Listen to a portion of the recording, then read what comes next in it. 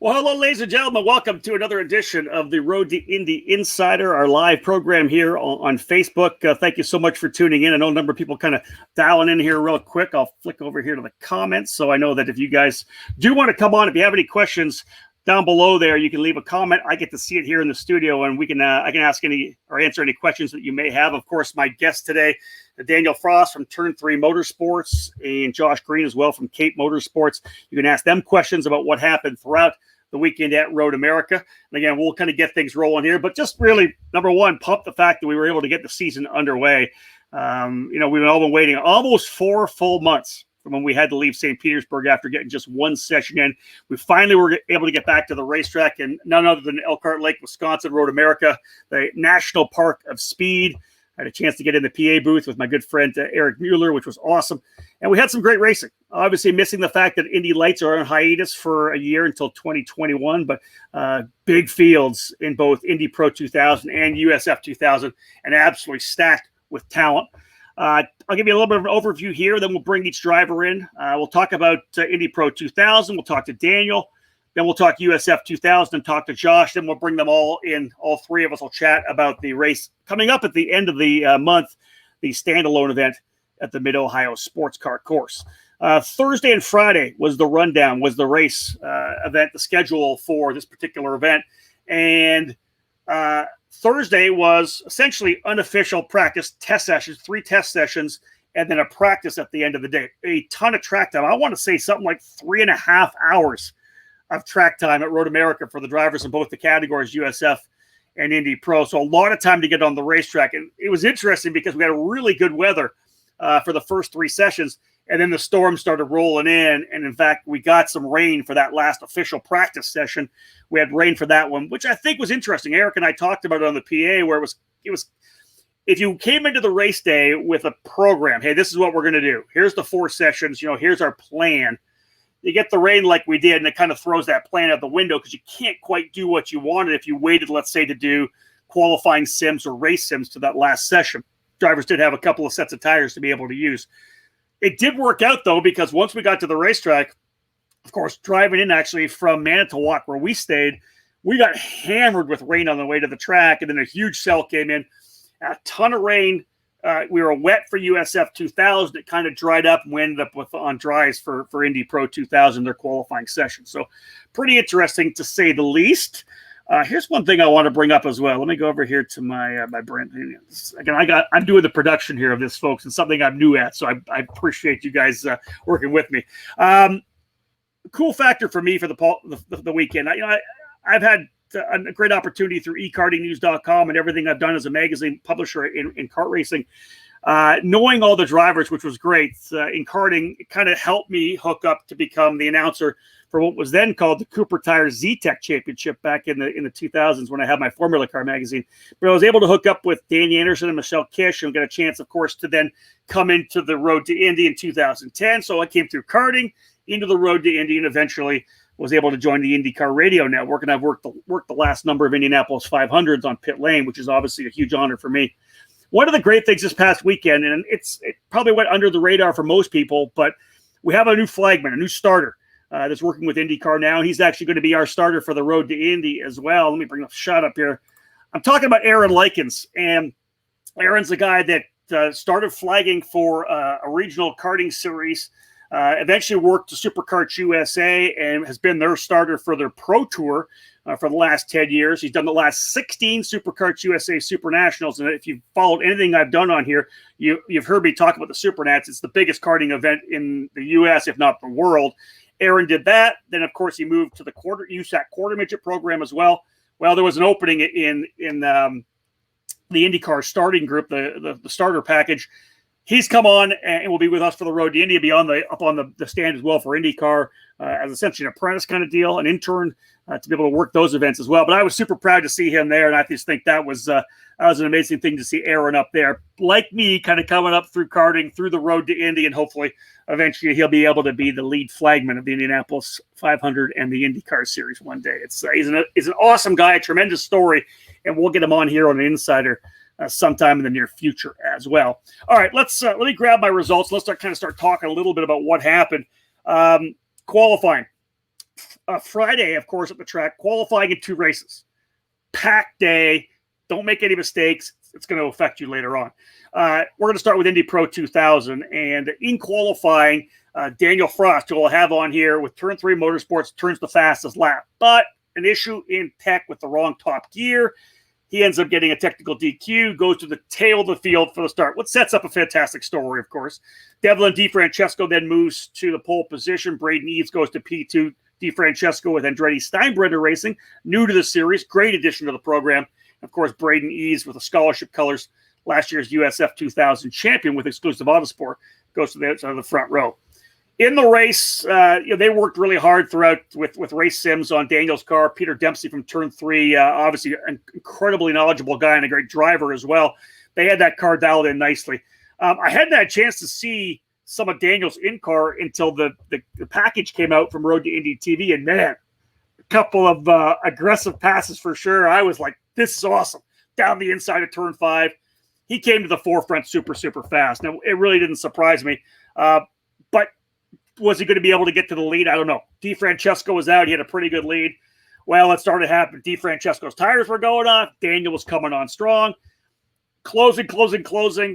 Big run down into the Canada corner, and then coming to 14 on the final lap, Devlin kind of, defended to the inside a little bit, and that never worked coming back up the hill. He probably would have been wiser to let, Daniel potentially try to make a move on the inside.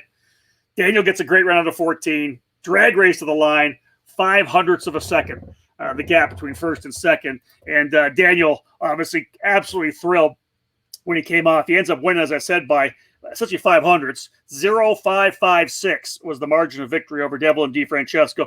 Colin Kaminsky for Pabst Racing coming home with a strong third place finish as the rookie driver. Braden Eves ended up holding on to 4th spot, and Stingray Robb from 15th, able to get all the way up into the 5th spot. Impressive run, no doubt, for Stingray, but obviously all eyes were on Daniel coming forward. I think we all knew that he was eventually going to get up there. He's the fastest guy, super fast in qualifying. And I was expecting him to get to the front. To the very front, I wasn't sure. But he obviously got the job done, which was super impressive. Race number 2, obviously the times from race 1, your fast time in race 1 set the grid for race number 2. So that kind of makes things interesting. We had a couple drivers who came in. I think they may have went to fresh rubber, but as she came back out, didn't have a good run in race 1, but turned good lap times. Manuel Suleiman started on the pole position alongside Daniel Frost. Suleiman was able to put a good lap and started on pole. But essentially when we went racing, Manuel led the opening lap, and then Frost went to the lead for a couple laps. Then Artem Petrov from Junkos Racing was really the driver on the move. Artem did a tremendous job to work his way forward. Finally was able to get by Daniel to grab the lead. Daniel held on, but Stingray Robb came by as well, so it was a 1-2 finish for Junkos Racing. But Frost held on for 3rd position, which gives him a solid lead in the points heading to Mid-Ohio. There's a shot there of Artem Petrov. Good look, and there's his teammate Stingray Robb. That was kind of the order of the day. That was the protocol we had on the podium. Drivers came out, immediately got the masks on. We had a microphone that he did not touch. I'm really happy with the way the Road to Indy handled things. I think we did a tremendous job in terms of having things dialed in for the protocol for Victory Lane. Maybe a little subdued. I'm sure Daniel would have liked to have the entire Turn 3 Motorsports crew climbing on top of the car, and I'm sure Artem would have said the same thing. But 3rd career Indy Pro 2000 win for Daniel Frost. Of course, he scored the victory last year at both the Lucas Oil Raceway, the Freedom 90 on the oval, and on the streets of Toronto with exclusive Autosport. But again, as I said, point leader. Let's bring him in right now. Actually, let's come onto the stream. There he is. Daniel, how are you, my friend? Thank you for having me. I'm feeling really good. Well, we got a little bit of a delay right now. I'm sure it'll catch back up, so don't worry about that. Your audio's just a little bit off. That's fine. I know you're in a hotel room in Virginia getting ready to run the FRA program. Let's talk about the race weekend. You were strong, super good through practice. You have the issue in qualifying. How much did that affect you heading into the race number 1? Did you just have to put it away? So when we was notified that we were sent to the back, obviously that is never a good feeling. No. So then I was still obviously very I was very calm and conserved about what was going to happen. So all I had to do was make sure that I didn't make any stupid mistakes, or, well, there was like some risk that I had to take because we were kind of far back. But Yeah, you were. with that being said, starting from the back, I think that was the only way we had to go, which is forward. And I think that we did a perfect race, in my point of view, to get from the back to the very front with those 15 laps that we had. And every single lap mattered what I had to do. So getting to the front is what all that mattered. And we made it to the checker line in first place. So that's all that matters. I think making it even more impressive, Daniel, was the fact that we didn't have any yellow flags either. We went from green to checker the whole time, so DeFrancesco was able to pull away cleanly. Road America is a racetrack with a lot of passing opportunities. Turn 1, turn 3, 5, up the hill. Like, there's so many places to pass that you can make moves. Like I said, I saw some of your in-car, and it was amazing, some of the passes that you did make, and I know, of course, you're trying to be super aggressive. Did you sit down with Peter Dempsey, before the race and say, hey, listen, we've got a great race car here. We know how fast we are. Did you have a plan to potentially just pick as many drivers off and really kind of be more patient? I mean, the thing is, with racing, you can't really predict what's going to happen. I mean, it could be taken out in the first corner, or you could win the race. So it all matters how you position the car and stuff like that. So all you have to do is by I think guts and race instincts of what you're gonna do and the moves you're gonna take. So I think that was what really mattered during that race. But obviously we did have a plan before that of what we're gonna do and try to see what we can do to make the most out of that race, since we were starting at the very back. So let's move to race number 2. Give me your kind of overview of race number 2. Obviously, you didn't have the same outright pace. Is there a reason for that, or did the Juncos Racing guys maybe just find a little more for that particular run? I think for race 2, we were a little bit slower than what we were in race 1. So with that, the car, I think, was not as dialed in as race 1, just due to the fact that the car balance was just not the same. I didn't feel that it was as fast. So my plan for that second race was obviously try and get first place. But since the opportunity wasn't there, we decided to hold it back and just get that podium position, get as many points. So we're looking at the big picture to try and get that championship, That's key. And listen, you're leaving with a decent little lead. Obviously, when you come into the opening round of the series, you don't want to wreck.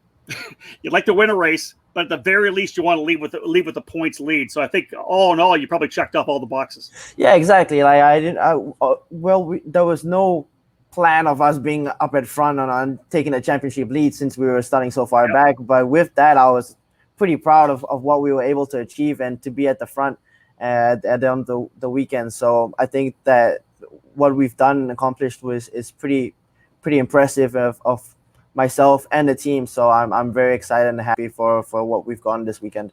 I think what I'd like to mention, I think it's key. Obviously, you were set up to run with Andretti Autosport this year in the Indy Lights program. So that was your focus, right? So essentially, you have to take this kind of step back, if you will. I've always said you probably could have stayed in Indy Pro 2000, got one more year, won the championship anyways. I'm getting that now. You're obviously back here.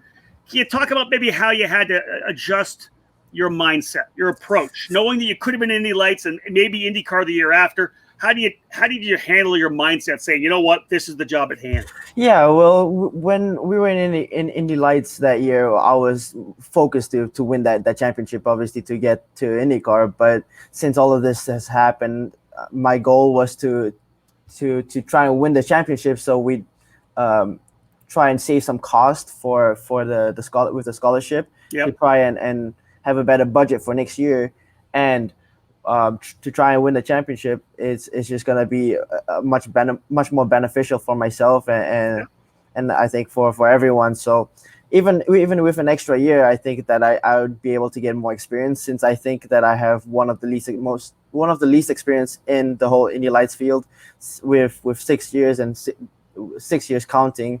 So I think that it's just a good sign and a perfect road for what's happening this year, to try and move back into Lights next year to try and win that. Great, man.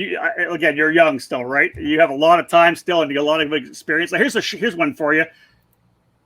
This is from Eric Erickson. This is a guy I've known for a long time. He says, great race to watch on Saturday. My wife and I were both cheering you on. We're very happy to see you pull it off at the line for the win. Congratulations on a great weekend. And that's coming from a guy that has probably won, I'm going to say, a dozen or 24 races at Road America driving a kart. He was a 100cc kart or road racer. So Eric knows this racetrack. But again, people were watching it, Daniel. It's pretty cool. Wow. Thank you. I appreciate it, Eric.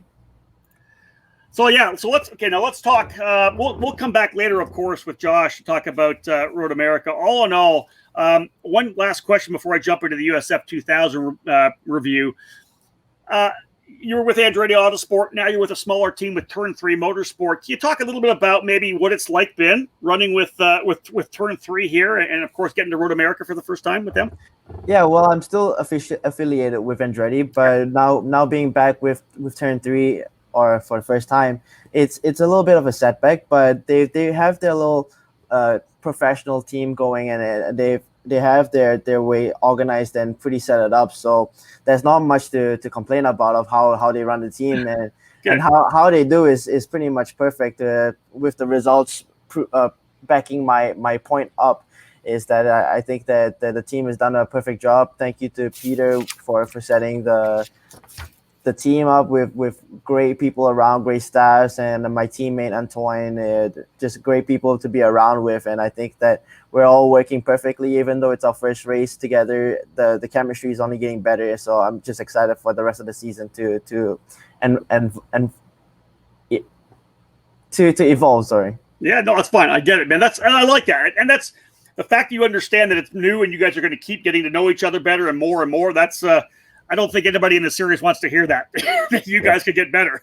Yeah, I think we're pretty strong right now. That's awesome. All right, you hang on. Don't go anywhere. I'll drop you into the back of the studio, and we'll jump into the next. We'll bring Daniel back in little bits. Hang there with me. All right, folks. So, again, let me just change this around here again. Better. There we go. Better one there. Let's go look at USF2000 now, and we'll review the event from Road America in this particular edition of RTI Insider Live. Thank you so much for tuning in. As I said, feel free. Fire comments up here if you have any questions for Daniel, for Josh, and, of course, we can do that at the end as well. Feel free to fire them up, and I'll bring them on as I can. USF2000 was really all about Christian Rasmussen from J. Howard Driver Development.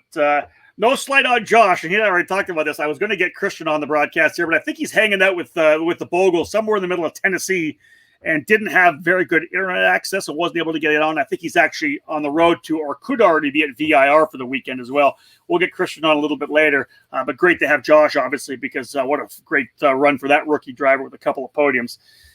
Qualifying in the wet on Friday morning. I always find it intriguing to find out which drivers, number one, love driving in the wet, and which drivers can kind of come to the forefront, right, in the tougher conditions. Christian smoked him. I actually didn't print out the qualifying, but I want to say it was almost a half a second or more of how much faster he was in the entire field in the wet. So Christian obviously put a check mark beside his name. Anytime we got rain, he'll be the rainmeister right now. We'll figure he's going to be the guy that's going to come to the forefront. But to be honest, even in the offseason, I said that Christian was going to be one of our championship contenders this year. Kind of came on halfway through the season last year, won on the streets of Toronto with Jay Howard's team, and then backed it up with a win at Mid-Ohio as well. He's already a race winner. This is now his third and fourth wins as he swept both races. And I think, fastest lap in both the races as well. So full brace of points for Christian going to Mid-Ohio. Very impressive run. In the opening race, Josh Green got off to a good start. Josh qualified really well outside of the front row. So probably inside of row number 2, but was able to quickly get into the lead group and in that second spot and kind of pull away. He had by the end, I think he had almost a full second on Eduardo Barrichello, who came on later in the race.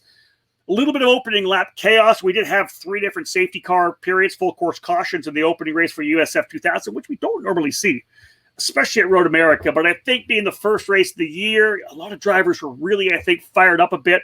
We had contact between Nolan Siegel and Reese Gold coming through turn 7, both those drivers going out. So that was the first caution. And then we had another driver going off course. Nico Christodoulou went out, I believe, on lap number 5, and we wrapped it all up with Max Kaiser went off late in the race on lap number 10. So we really only had about, I think, 5 or 6 full green flag laps. Christian with the win, as we said, by 6/10. Josh kept pushing. Josh was second, Josh Green. Barrichello in third.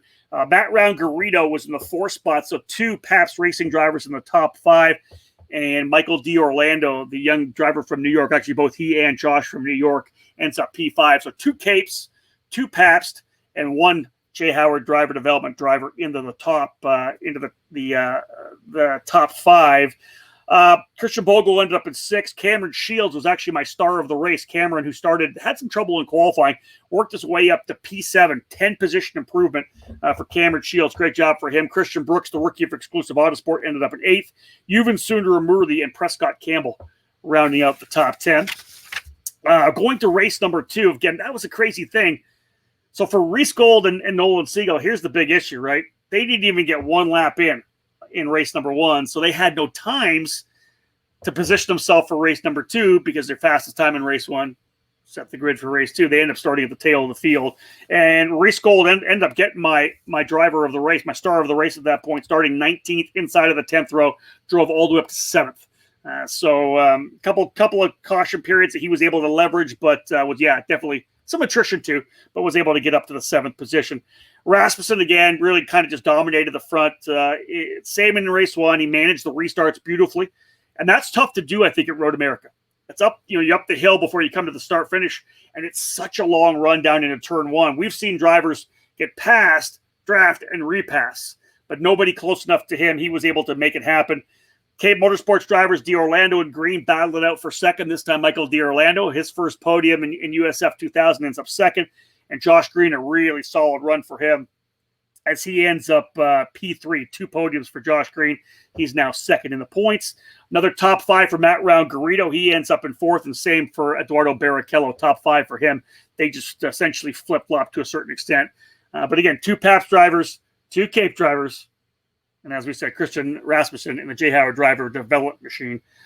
Eric Mueller, my man from Road America, jumping on. And yes, I'll bring this on. Daniel could have a new nickname series. Since the series had great racing both days. Yes, Eric Mueller is calling Daniel Frost Frosty. I'm not sure we'll ask Daniel what do you think's of having the nickname Frosty right now. But hey, Eric, we were talking about him all weekend long, so you were able to get that Frosty in there a couple of times. Outside race 2, outside the top 5, Cameron Shields again, number 17th to 7th, and then started 8th and moved to 6th. So really good recovery for Cameron. I think he's P6 in the championship standings. Gold coming back, star of the race, as I said, to 7th. Sundaramurthy, another top 10 in 8th. Christian Bogle, another top 10 in 9th. And Kyle Dupel for Cape Motorsports was up into the top 10 in race 1. Had an issue in the a restart that knocked him down. He ends up getting a solid top 10 as well. All 4 drivers from Cape Motorsports in the top 10 in race number 2. All right, let's bring in Josh Green. He's been waiting patiently in the studio here. Josh, thanks for joining me, buddy. I appreciate it. Thank you for having me. Yeah, so we've got a little delay on your voice as well, but it'll come right back just like it did for Daniel. Obviously, when you go into a race like this, Josh, as a rookie with Cape Motorsports, they always expect their drivers to win. They push you guys very, very hard. But to come away, and we talked about this before the show, to come away with a couple of podium finishes in your your debut race in USF2000, you had to be thrilled with it. A couple of great runs. Just give us your initial thoughts now that we're a couple days on. Yeah, it was obviously like as much as I could ask for coming into this weekend. It's been a while since the Road to Indies or USF2000s had so many returning drivers. Yeah. There's some really stiff competition this year with Rasmussen having finished 3rd in the championship last year, being a championship runner, and then coming back this year. And I mean, obviously, we all expect him to run up front. And congrats to the Jay Howard boys; did a really good job. But yeah, I mean, practice that weekend, like the day before, honestly didn't go very well for me. It was definitely not my best day. I was working really hard to do better, but I didn't have great pace. And then it started raining in the last practice session. The rain super helped me out. I mean, I love driving in the rain, and Capes have an amazing car. I mean, rain and dry, no matter what, they've always had a great car. And we went into the rain qualifying, got P3, just got pipped to the end. A little annoying, but but it was good. It was actually really cool to see Brooks back up there after having a rough day in the first day of practice. Yeah. So he got up there into P2. And yeah, I mean, it was just a really great day of racing. It kind of sucked that the first race had so many cautions because at the end there, it was pretty close. And I think I was about to get close enough to start racing with Rasmussen, which would have been fun. And the second race was just a lot of really good racing. And it's just been a long time since we've actually had the opportunity to go side by side with each other. So that's it. Yeah. I want to rewind and go back. A comment you meant. You struggled a bit, you said, in the dry, but what was it about the wet? You said it kind of like reset your mind. Tell me about how the wet kind of changed things for you. I think I just overall gained more confidence because I was struggling with like confidence in the high speed stuff. Being new to the car, being new to sort of like everything in the series, you have to get sort of back into it, especially when like you go into a bad setup change or something like that. The car gets too loose, gets too understeer, stuff like the carousel. You just get a little uncomfortable, and like you have that sort of like your mind sort of stuck like that. And when we went to the wet, I just gained a ton of confidence. So when we switched back to the dry, it was a lot better for me. But also racing in the dry is a lot different than doing the practice. Because when we're racing, it's a lot more of like backing up the entries and just trying to get exits, especially at a track like Road America where you're always racing onto big straights. So it's a very different. Looking at Wynn's comment, I saw that, right? Yeah. It's a very different. Yeah, who's this Wynn guy? He's one of my dad's friends. That's awesome. Very he says he's going to come see one day. I love it. That's great. You got some fans. I dig that. But hey, let's talk about the race itself. You said, do you feel like you had something for Rasmussen? Let's say that if the races could maybe be a little less caution, you think you would have been able to reel him in? I mean, like, I don't want to speculate in any way. You can speculate. I like it. But in race one, I think we definitely would have had a race given those last 2 laps were green. Yeah. I was definitely in the position. We had a really, really good car in both races, but in that first race, I was definitely close enough that I think we would have started racing.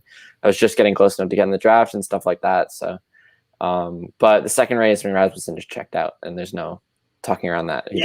So then you went head to head with your teammate Michael D'Orlando, and there was a couple of moments. I think I was even holding my breath. Eric and I were holding our breath, like, oh, teammates, don't wreck each other. You guys went side by side a couple times. Yeah. I mean, again, kind of sucks the yellow flag there too, because we raced into 1, and then the yellow flag came out just in the exit turn 1, so we never really got to race again. But it was just a really good race. It was a lot of fun actually getting to race with like the Pabst guys, because we had Barrichello in there, we had Rangarito in there.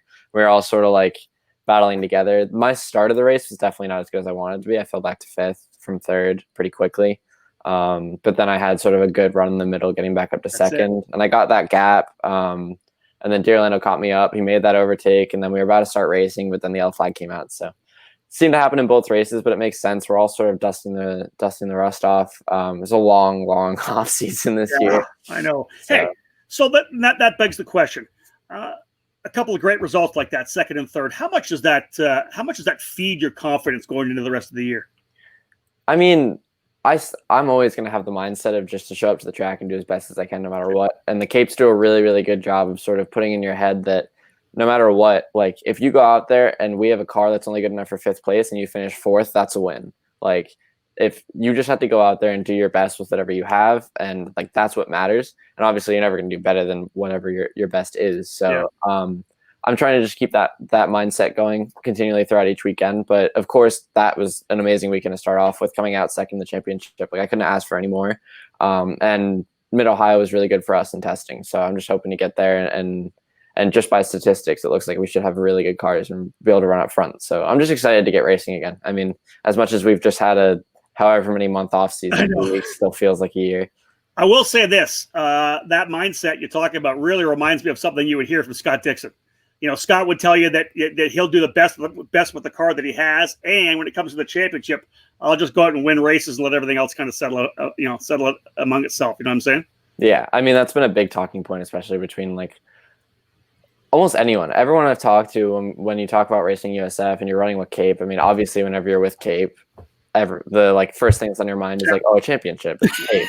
Like that's what I got to do. Last 9 years in a row, like it's not going to change. And it's always just like what you have to do is you have to take those 2nds and 3rds and you have to just bank them instead of racing for the lead and like risking a crash. Because no matter what, like if you finish 2nd throughout the entire championship and someone wins some races and finishes like outside the top 10 some other races, you're going to win the championship. Yep. It's all about consistency. Let's talk lastly before we bring Daniel back in and talk about Mid-Ohio. You got 4 different guys underneath that tent, right? Yourself, Michael D'Orlando, Reese Gold, Cal Dupel. What's the ambiance? What's the dynamic underneath the Cape tent this year? It's a lot of fun. I mean, there's a lot of humor that goes through. There's a lot of bands. I was going to say, is there any Like, is one guy the jokester? Is one guy the prank guy? Is one guy, like, is there, you know what I mean? I could definitely put like Kyle as jokester, prank guy sort of thing. Kyle's definitely fits under that. All right. But it's a really fun dynamic we have going on. I mean, everyone's just like super fluid. It all works super well. And yeah, I mean, it's just super fun whenever we're at the track. It's never a bad experience. And as much as like it's important to have the on-track experience, we really get the off-track experience. It's great with I mean, between teammates, but as well as with us and the team, with Dominic and Nicholas and all the coaches and everything. It's we just have a really good dynamic going into that tent. So it's really good. I like to hear that. Let me just make an adjustment here like this. Let's bring Daniel Frost back in. There he is. All right, guys, we had a chance to talk about your events and everything that was able to put together. Let's talk about Mid-Ohio. Daniel, let's come back to you. You've had a lot of time at Mid-Ohio. I believe you ran there in USF2000 with it exclusive. Then you, of course, ran there last year with the team in Indy Pro 2000. You're going to come. We've had a series test. We go back there twice, right back to back. We do the standalone on the Wednesday, Thursday, and then we do the weekend with IndyCar. What are your thoughts? What are your thoughts on Mid-Ohio? Is it a track that you think plays to you to potentially be able to get a couple more race wins?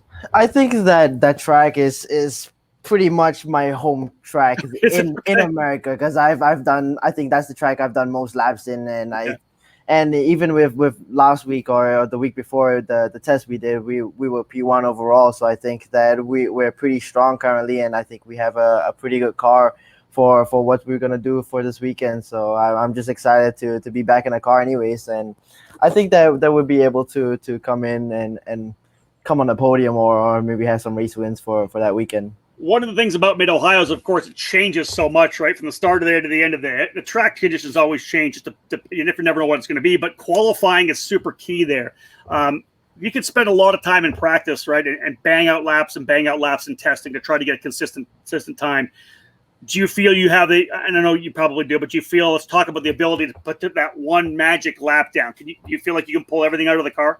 Yeah, with testing, we've done a lot of qualifying runs to make sure that we're able to bang out that one lap within that 3 laps of the peak of the tires. So I think that we're going to be perfectly fine. And from the statistics that we've done, it seems true to what we'll be able to do. And I think that our times are quite fast, even though we did a test last weekend, and with the track being green, which is, well, not having IndyCar rubber or as much grip as a race weekend, we were pretty fast, I'd say so. So I think that just coming into the weekend, we're gonna have our heads up, and we're just gonna know that we're gonna be quick off the box. So I think that we're gonna be fine coming into that weekend. All right, Josh, kind of the same question. You guys did some testing there as well. Where do you rank Mid-Ohio in terms of tracks that you've run on before? We were talking about the fact that FRA is in VIR this weekend. Daniel's never been there. You've been at VIR. How much time do you have at Mid-Ohio? And is it kind of because of your F1600 career, do you feel like you have a really comfortable feel at Mid-Ohio? I think over the 2 days that we had at Mid-Ohio, I got a really comfortable feel in the car there. And to be blatantly honest, that was really like those 2 days I really got used to the car. Like that was me finally like getting comfortable, getting fully suited, and I was like, okay, I'm ready to race. And I'll be 100% honest, when we came to St. Pete, I was still super sort of on edge about everything. I was still learning, still getting comfortable, and I think this break seriously played to my hand and played to the hands of all the rookies, because it really allowed us to get more of a chance to get comfortable with the race car. And Mid-Ohio is definitely a good track for me. I mean, we saw in the Road to Indy official test that we were 1-2 with me and Orlando, and my race pace was really good. But we also know Rasmussen was really quick there last year. He had his 1 win there. But I think we're in a really good position. I think Cape has an amazing car there, as they do at every track, as we already know. And I mean, all the teammates were super quick there. We were like all in the top 5. So I'm just ready to get racing again. I don't want to put anything on the table, but I think we're in a good place. When you roll into that track on Wednesday night, of course, we get going on. It's Wednesday, Thursday. So when you get there on Tuesday, how much different are you going to be than you were on Wednesday at Road America? How much do you feel just that getting that first weekend of USF2000 in the books? How much better do you feel going into this one?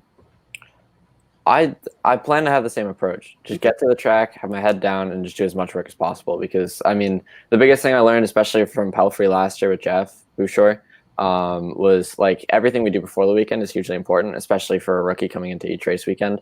I'm lucky that I have laps at Mid-Ohio, which I won't have for a lot of the races later in the season. And we have all this video and data and stuff like that. And Cape does an amazing job with all of our pre-weekend sheets. So it's just going to be about putting my head down, sort of going through as much data and video as I can. So when I show up to the weekend, I'm as prepared as I can be. Nice. Because, I mean, like the hours you put in at home are really what makes the weekend better. That's very true. Daniel, we'll cap things off with you. This is obviously your second race weekend in Indy Pro 2000. You did that last year. I love going back and ask the question, how much different are you as a driver and a young man now than you were last year going to Mid-Ohio? I think I'm a completely different person in my driving style and as a person. Okay. You know, I think I've developed myself a lot over quarantine and during the summer break or the winter break. So, you know, with the front row, we qualified last year. With that little mistake I had, I've kind of like make sure that I won't make that same mistake again, and to make sure that I be up front and not have that problem where we be in a race and Mid-Ohio is a pretty difficult track to get past people. So being out front is key on that track. So with that being said, I think that I'm pretty much well setted and I feel much more confident than what I was last year coming into this weekend. I think that myself and the team would be too.